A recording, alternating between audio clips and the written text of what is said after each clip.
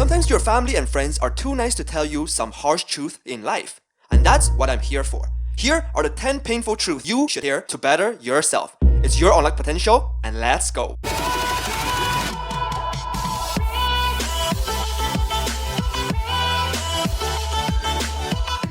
Number 1. You will only ever live the life you create for yourself. This life is the only life you'll have. If you made poor choices, that's on you. If you made good choices, that's on you too. If you work hard, you can expect to get some level of reward back. You will only live the life you create for yourself. Here's an example. You can't make money if you don't know about money, unless it's from luck. And even if you get money by luck, without the knowledge or expertise, you will quickly lose it. This is why most lottery winners, after winning millions of dollars, a couple of years later, they are poor again. In fact, some are even the same financially or worse a year or two after they've won the lottery. Every cent or dollar you make, it is because of the knowledge and worldview you hold. It's also because of the lack of knowledge and worldview to keep your money. Number 2. It's not other people's job to love you. It's yours.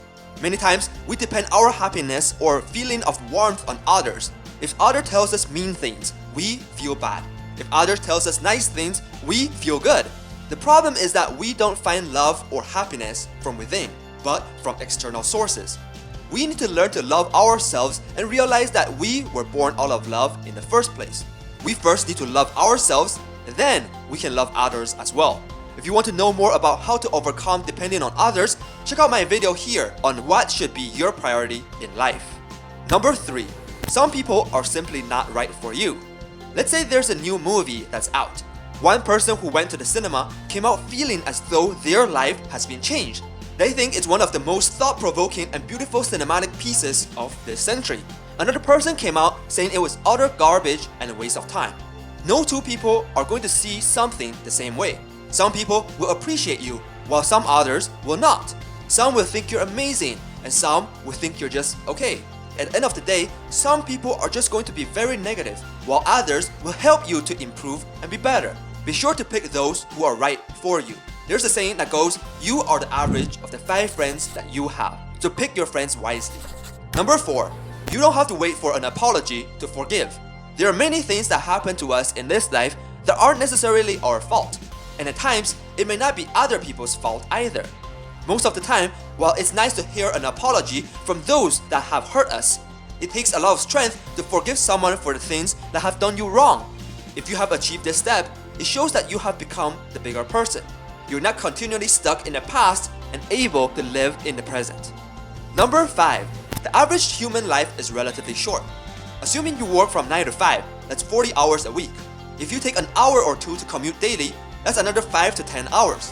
If you sleep 8 hours a day, that's 56 hours gone a week. If you eat, shower, and do some house chores, that's probably another 20 hours gone a week. And this is not including any overtime or extra duties you have to do. There are 24 hours in one day, 7 days a week, and that means there are 168 hours in 1 week. By the end of it all, you will have only about 35 to 42 hours left. Less than 2 days of free time. And that's 1/4 of the 168 hours. 1/4 of your life. During the prime of your life, working a day-to-day job, only 25% of that life is truly for you to use for free. That makes the average human life where you live to do whatever you want relatively short. Shorter than you thought, right? So be sure to make it count. Number 6. Being busy does not mean being productive. One of the most common things is that people spend hours reading your email and answering them.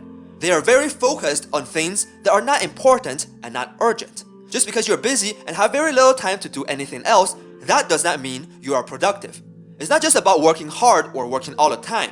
It's about working smart and efficiently. One very common mistake that people do not realize is that being busy does not mean you're being productive. You can be very busy running in circles, or busy going to different places without a direction. So, it is important that we understand why we are doing the things we do, how we are doing, and if it's in the right direction and efficiently. Or if we are just doing things because someone else tells us this is the way, or because it keeps us busy. Number 7. Failure always occurs before success. If not, it's luck. This one is fairly straightforward. You won't have success unless you've been through failure. One of the main ingredients of success is that you will have failed at some point, and to realize what you can do differently. If you succeed on the first try, that's really good for you. But that doesn't mean you might be able to reproduce it. It might be because of luck or some natural talent you have. But even people who have talent fail at some point before they become the best. Many times, we give up too early before we reach success. If you want to know more about what success is, I suggest you to check out this video here so you can truly understand what success means. Number 8. Your possession does not define who you are. Whether you have a lot of money or no money, it shouldn't define who you are as a person. You can have a huge house, nice cars, and lots of money, but you can also be a bad person. Having a lot of material possession is exclusive of what you are as an individual. What truly defines you is your integrity as a person, your moral character, and your purpose in life. Many times, we are so obsessed with having a lot of money, fancy cars, or what we have materialistically that we cannot take these things with us when we die. But integrity, character, our purpose, the memories we have left for our family and friends, or contributions to society is what truly matters and stay. Number 9. Thinking and doing are two very different things. I want to tell you a story here about someone I know. Let's call him John. When I was a little kid, I used to follow my father whenever he was doing retail business.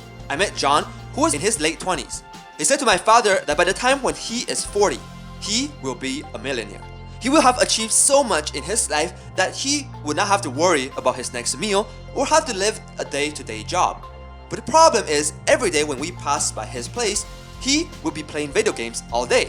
All day. John has repeated each high school year multiple times. Fast forward 15 years down the line, I asked my dad if he had kept in contact with John. My father said that he had heard a thing or two about what John is doing, and that he's working at a computer repair shop. While what he is doing is honorable, he is not a millionaire. And so the point is that when you think of things you want, but don't do anything about it, you cannot expect it to come true. We can all say we wish we would want this or that, but ultimately, wishing or thinking for something and carrying out our actions are two very different things. Number 10. Everything changes every second. Nothing will ever be the same. The things that happen now, every second that passed is time we will not get back. This may seem obvious, but if you think more about it, the more you may realize that every second is precious, and so are all of our choices. It's important to pick our choices carefully and that we don't regret what we do.